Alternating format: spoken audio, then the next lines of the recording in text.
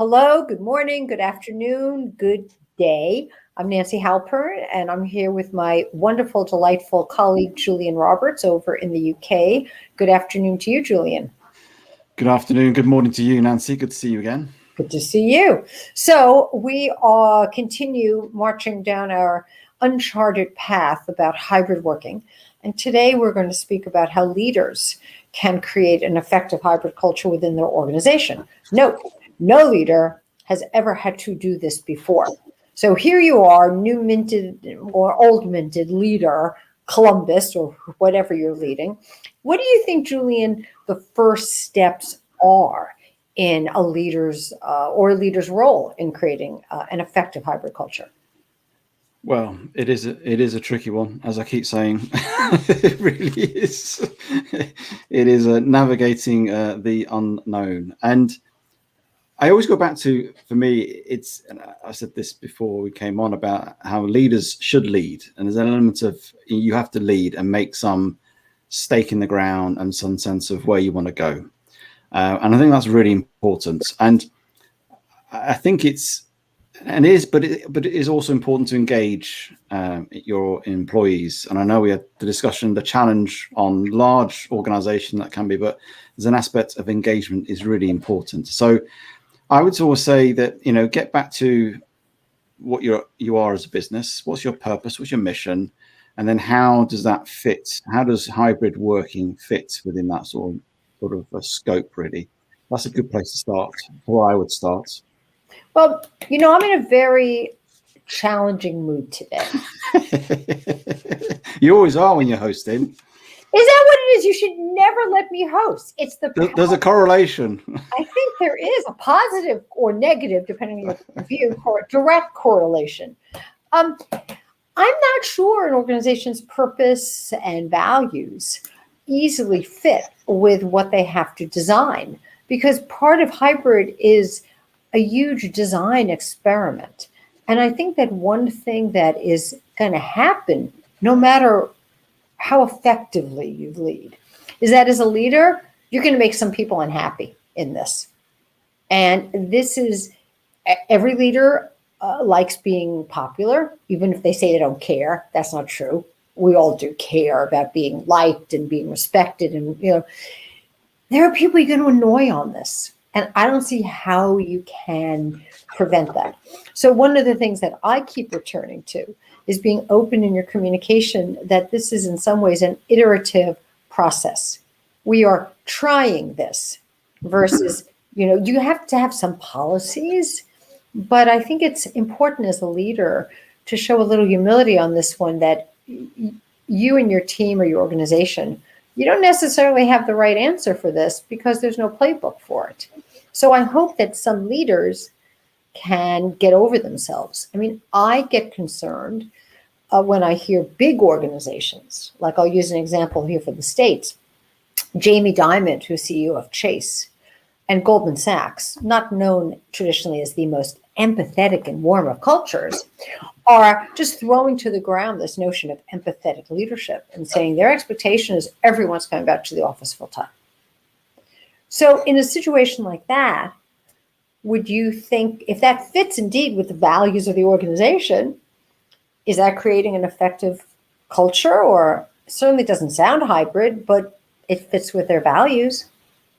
It's not just about fitting with their values. It's where you want to go and how you're going to work. And for me, the reason why I go back to the purpose is to make sure whatever role, how we do that role, is aligned to that. And it makes those difficult conversations where certain roles have to be in the office because of the nature of what they do, and that's important as well.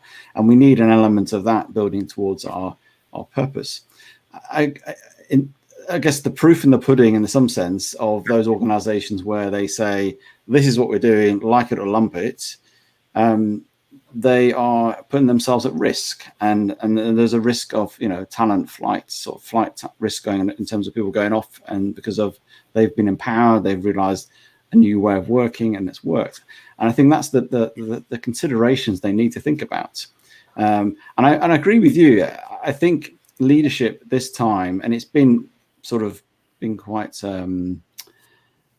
sort of been spoken of before, really, where people need to almost be comfortable saying, I don't know as well. I.e., this is what we're doing. We think this fits with where we're going as a business. We think this fits with how your role is. We think this is how it's panning out. But we're not entirely sure. We will make some mistakes along the way, just like people did last year.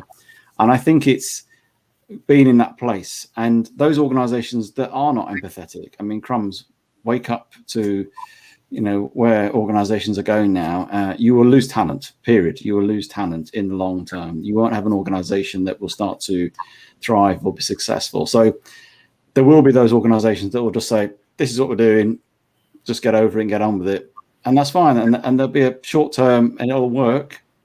But I think people will start to question that, really.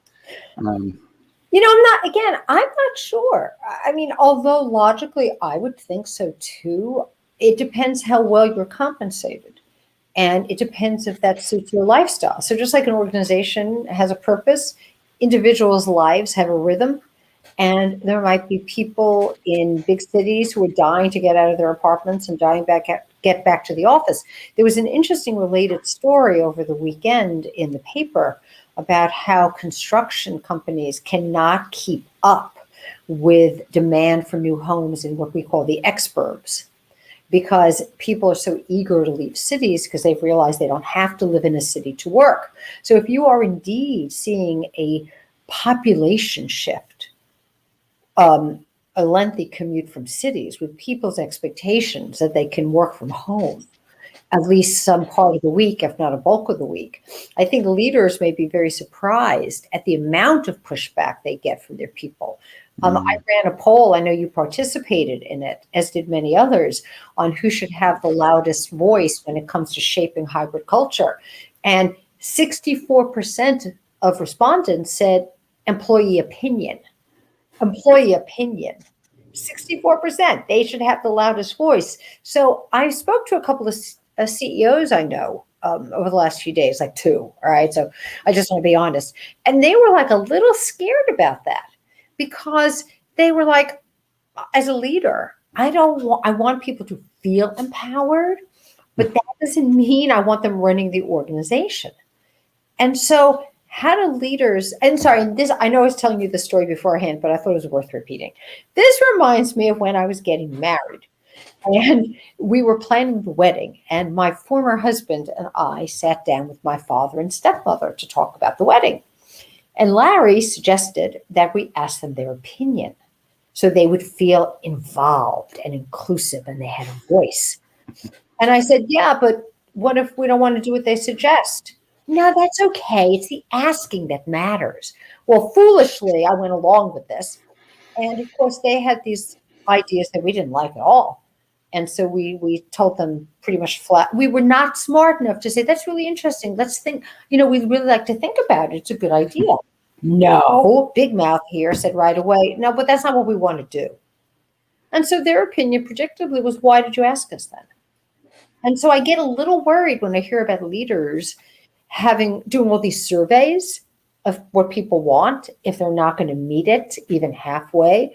I also get a little concerned if they're handing this off to HR, because the group that got the lowest poll result of who should have the loudest voice in determining it was HR.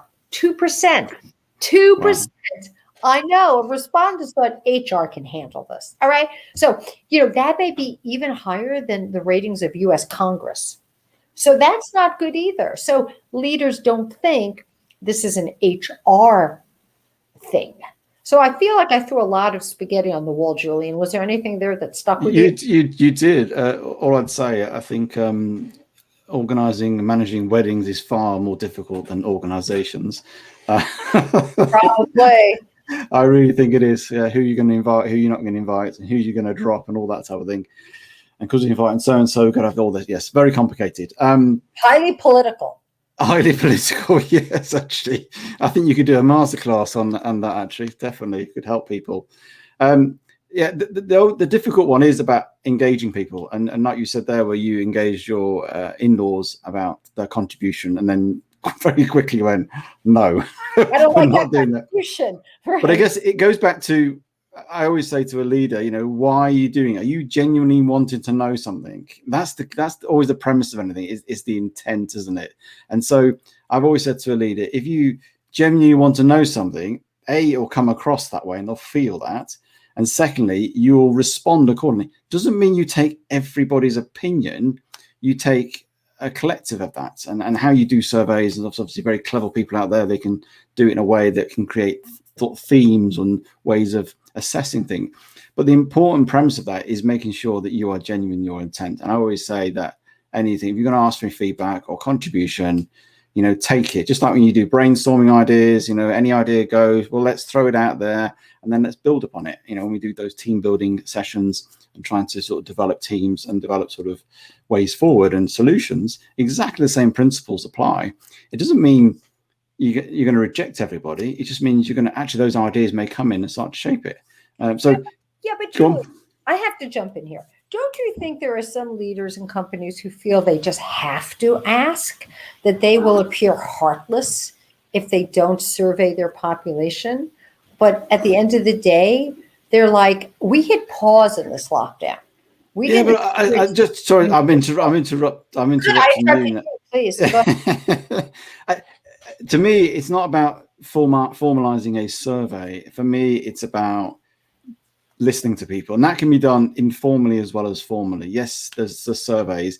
You can get I used to go around my organizations in previous roles, and you get a sense of the temperature in the room, the temperature in people's minds by having conversations with people, and whether those people are in your team or in other teams. You don't have to send out a survey or an email, and you can just go around and you can get a feel from your questions.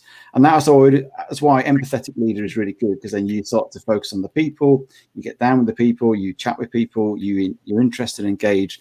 And I think more leaders need to sort of get amongst people, as I know it's virtual at the moment, but there's ways of doing it still, and just get to understand what is going on, what are people saying, how are people feeling. And I think that's one way of surveying it. It's not in a binary way as a survey monkey type of thing, but it's in a way of, I'm getting some sense of where people are at. And I've had some a recent MD said that to me. They were having conversations with people, so they were starting to shape a plan of what they were going to do, and then they just had conversations with people and start to sort of almost test it a little bit with people, what they were doing, and see the reaction. And that also started to create a little bit of a things start to flow in the organization as well. People start to hear things and start to hear what the ideas were, and that started to shape a way of going forward. So that was quite helpful. And that wasn't a huge organization, but it was a reasonable size one, and that's one way of ascertaining some feedback without doing it formally, I guess. Well, if you're a large organization, like let's say you're 1,000 employees, 5,000 upwards, right? You're not going to be empathetic leadership and that kind of culture looks very different. And I read this great quote, I don't remember whose it was, or I would give attribution, about no one wants to go back to what is basically an email factory, meaning the office. And I think this whole period has brought that sort of intellectual analogy of it being a factory when you're in an office, a factory with hours, regular hours, expected hours, places you go to, different stations. And so I just wonder if leaders, and this is sort of a slightly different take on it, do leaders see this as a time to be creative? Like I did hear a couple of companies announcing that the work from home days cannot be Monday or Friday. So a sort of punitive approach. You can't have those, because otherwise you have fallow, the office space. But are they thinking about incentivizing behavior? For example, I thought, what if you said to people, we have options in our hybrid model. Option 1, you get to work from home 2 days a week. And if you're coming into the office 3 days, those 3 days have to be Tuesday through Thursday. If you only want to come to the office 2 days a week, we're cool with that. But those 2 days have to be Monday and Friday. So you get to choose. Do you want to be in the office 2 days a week or 3 days a week? Here are those options. Would you then incentivize people? Well, I only want to come in 2 days a week, so I'm willing to give up the concept of a long weekend to only have to do that when the commute is less. So I wonder if leaders are thinking about incentivizing versus, oh my God, we're over time. Well, I'm sorry. Perhaps I was rambling on, but this is a complicated issue. And, we have two really, I think, in some ways, light and dark perspectives on this. So I think since the forces of darkness so often win for a while, we'll just have to wait and see what happens, Julian. So I guess you should have the final word since I just, nattered on. No, that's okay. I think we can finish there. I think we're keeping with our 15 minutes. Good to speak to you again. And I think, yes, if leaders just remain, I guess, more open, I think creative, and also be willing to not have all the answers. Let's hope so. I'll see you next week and maybe we'll solve it then. Yes. Bye, Julian. Bye, everybody. Yeah. Bye then.